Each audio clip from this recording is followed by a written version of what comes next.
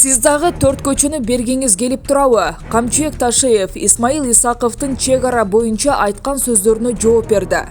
Исмаил Исаковдун тетири ой жүгүртүүсүнө кыска жооп жазууга мажбур болуп турам. Биринчиден, эсиңизге түйүп алыңыз, эч бир жерди анклавга айлантпайбыз.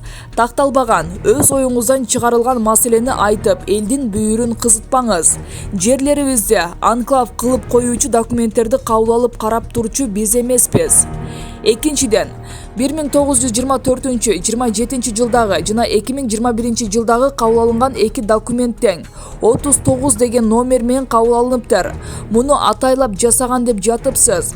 Ушунча жылдан бери чоң кызматтарда жүрүп, бирок ушул жөнөкөй нерсени билбегениңиз өтө уят иш. Себеби бардык документтер катар номери менен гана кетет. Эч ким каалаган номерин кое албайт. Үчүнчүдөн, 2021 жылдын 1-майында кабыл алынган протокол кабыл алынгандай аткарылса, эки өлкөгө тең ыңгайлуу болот жана башка бардык чек ара тилкелерин толук тактап алууга мүмкүнчүлүк түзүлөт. Төртүнчүдөн, туура айтасыз. Союз тарагандагы чек арабызды 1 метр кыйшайтпастан сактап калуу милдетибиз. Жана ошондой болот буюрса. 1991-92 жылдары кабыл алынган, катышкан бардык өлкөлөр ратификациядан өткөргөн келишимдерди аткаруу эки өлкөнүн тең кызыкчылыгына дал келет деп эсептейбиз. Бешинчиден, эч качан сиз айткан Исфара-Чоркух, Аксай-Ворух жолуна эл аралык статус берилбейт. Бул айтканыңыз кыргыз элине кылган чыккынчылыгыңыз болот. Төрт көчөнү сиз дагы бергиңиз келип турабы? Мен барымда берилбейт. Бир гана Аксай-Ворух жолу протоколго ылайык, эки мамлекеттин башчылары кол койгон келишимге ылайык жолдун статусу аныкталып, андан соң салынат. Кандай шарттар коюлушу керек экендигин бул жерде көрсөтө албаймын. Коңшулар бизге окшоп, мамлекеттик комиссия түзгөн протоколдорду ачык талкуулап, сырын ачып салбайт. Ошондуктан мен дагы 39 протоколдун сырын ачпоо керек деп эсептеймин. Мени кээ бир нерселерди айттырууга мажбур кылып жатасыздар. Бүгүнкү күндө мамлекет бизге ишендиби? Демек биз жоопкербиз. Мамлекеттин тагдырын чек арасы менен айкалыштырып, саясий упай топтоого жол берилбеши керек. Алтынчы, комиссияны жоюуга эч кандай негиз жок. Исаков Исмаил кааласа, комиссияга кошуп алалы. Иштеп берсин, бирок далилсиз, компетенциялсыз сөздөрүн таратууну мамлекеттин кызыкчылыгы үчүн токтотушу керек. Эгер ушунчалык эле күйүп бышып жатсаңыз, аскер адамы катары сыр сактоону негиз кылып, сурасаңыз баарына жабык иретинде жооп берүүгө даярбыз. Сиздин максатыңыз калп нерселерди коомго жаяп, эптеп чек ара маселесин чечүүнү кечеңдетүү. Сизден кем эмес мекенчилдер, сизден кем эмес акылдуулар иштеп жатабыз. Жана жасаган ишибизге кыргыз элинин алдында жоопкербиз. Жетинчи, жабык эшик артында саясатчыларды, талдоочуларды чакырып маалымат берүүгө даярмын. Көп нерселерди ачык айкын жаза албадым. Туура түшүнүп кечиресиздер деп ойлоймун. Камчыбек Ташиев. Протокол боюнча дагы маалымат бердим азыр депутаттарга. Бул жерде эң негизги маселе ошо депутаттардын маселеси, ушу протоколдо Варукка жол берилет экен, Варукка коридор берилет экен деген суроолор чынбы, чын эмеспи дегенден протоколду буларга окуп да бердим. Протоколдун содержаниясын жеткизип да бердим. Ал жерде так айтылып турат, эч кандай Варукка коридор берилбейт. Эч кандай бир ашыкча бир жолдор курулбайт. Биз ошол Варуктун, то есть Аксайдын чыгыш тарабынан, күн чыгыш тарабынан берилип аткан азыркы беребиз деген, же болбосо ошону согласовать этебиз деген жолдун проектиси эмне үчүн? Себеби ошо аксайлыктардын өзүнүн коопсуздугун сактайлы жана Варукка кирип чыгып аткан адамдардын коопсуздугун сактайлы деген максатта. Бирок ал жол курулуш үчүн биринчиден протоколдо так жазылып турат. Орысчасын айтайын, орысчасын. Статус данной дороги определяется межгосударственным, то есть соглашением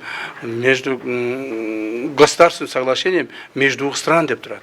То есть ал эки мамлекеттин ортосундагы келишим болуп, бул жолдун статусу боюнча, болмойча ал жол курулбайт. Айтымында учурда номер 39 протокол боюнча ар кандай спекуляция жүрүп жатат. Айрым депутаттар менен блогерлер бул боюнча туура эмес маалымат таратып, ажиотаж жаратып жатканын да белгиледи. Эки мамлекеттин ортосундагы жолдун статусун аныктоо президенттерге гана таандык болот. биз аларга предложение беребиз, ошо негизинен анықташат. Ал жол кимдин жолу болот, кайсы территориядан өтөт, узундугу кандай болот, ким курат, ким обслуживать этет, ким ага акча төлөйт, мунун бардыгын ошол келишимде жазылат. Ошондон кийин гана каралат. Протокол ачык, дагы бир жолу айтайын. Протокол ачык, протокол открытом пространстве имеется. Это просто-напросто баягы кому-то это выгодно, чтобы там в таком плохом свете это показывать. Только в этом смысле показывают. Мындан улам чек ара маселесине көз салган тиешелүү мекеме жетекчилери элди официалдуу маалыматтарга гана ишенүүгө, ар кандай ушак айыңчылардын пикирине таянбоону өтүнүшүдө. Себеби ар бир документ мамлекет жетекчилеринин көзөмөлүндө экендиги, өлкөнүн бир дагы метр жери башка өлкөгө берилбестиги кошумчаланды. Өкмөттүк аралык комиссия иштей баштайт, кийинки аптадан баштап. Ошол Лейлек район Майти жерлигинде барганда токтоп калган. Себеби ошого чейинки жерлердин бардыгы населенный пункт эмес болчу. Теперь анан бул жака населенный пункт башталып атат. Конунду, Интернационал, Максат, Борбордук 1, Борбордук 2, Арка, то есть Арка 1, Арка 2, Борбордук, Каттатуз деген эмелер бар, населенный пункттар бар. Ошолордун арасына келдик, эң чырмалышкан, эң оор жерге келдик да. Ошону иштөө боюнча азыр чечим кабыл алынды. Буюрса жумушчу топ описание границы деп коет. Ошо жумушчу топ границаны жаза баштайт. Биринчиден, чек ара маселеси жөн эле сүйлөшүү менен бүтпөйт экен, көрдүңүздөр. Армия күчтүү болуш керек экен, ошон үчүн армияга модернизацияга абдан чоң көңүл бөлөлү, бул өтө маанилүү. Каражат бөлүш керек болсо каражат бөлөлү. Биздин аскерлерге чоң рахмат. Экинчиден, чек ара маселесин чечүү үчүн ал жактын адамдар көчүп кетип калбаш керек. Биз Баткен элине рахмат айталы. Ошол жерде ушунча кыйынчылыкка карабастан жашап атканына.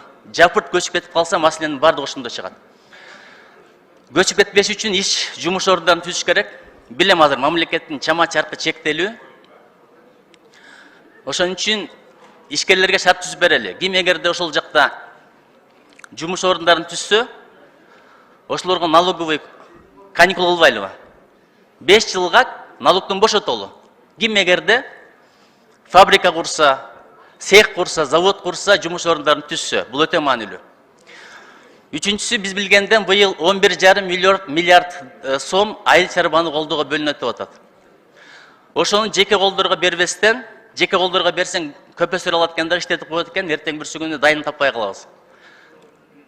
Андан көрү мен суранат элем, ушул Баткен жергесине суу чыгаралы, анткени ким барса билет. Кадамжайдан Лейлекке чейин мындай такыр жерлер аябай көп. Ушул багат иштели. Анан жолдорун курууга көңүл бөлөлү. Анткени өткөндө көрдүңүздөр. Трасса жабылып кала турган болсо, запас жолдор абдан жаман акыбалда. Ошондуктан биз шуну сунуштайт элек. Анан комитеттин көчмө жыйынын Баткенде өткөзөлү. Эл менен сүйлөшөлү. Ошол жерде барып акыбалды караган бул өтө маанилүү нерсе. Азыр мана Кыргыз-Тажик чек арасында кооптуулук чегине жетти. Казактар айткандай шиши толуп жарылганы турат. Ошондуктан биз парламент, жогорку кеңеш эчтеке болбогондой эле болуп отурганыбыз туура эмес. Ошондуктан мен эмнени сунуштайт элем. Ушул Тажик-Кыргыз чек арасы боюнча депутатский комиссия түзсөк. Депутатский комиссиянын максаты күнөөлүүлөрдү издештөө эмес. 30 жылдын ичинде биз эмне себептен ушул деңгээлге жеттик? Эмне себептен ушундай согушка чейин бара турган деңгээлге жеттик? Өзүбүздүн кошуналаш тууган республикабыз менен, кошуналаш тууган эл менен кандай даражага жеттик? Ошондуктан ошону эзилдештен. Экинчи жагы, экинчи максаты ошонун бардыгын изилдеп туруп, ошолордун оруусунун причинасын тапкандан кийин мен ойлойм, стратегиялык именно Тажик-Кыргыз чек ара боюнча стратегиялык саясатты иштеп чыгышыбыз керек. Мындан биягына мындай эле жөн эле чыр-чатак чыкканда эле чыгып барып ошол жерде басып койгон бул жарабайт, болбойт. Себеби деген бүгүнкү күндө чыр-чатактар вообще жогорку деңгээлге чыгып кетти. Ал уже спецслужбалардын спецоперациясына айланып кетти бүт барды конфликттер.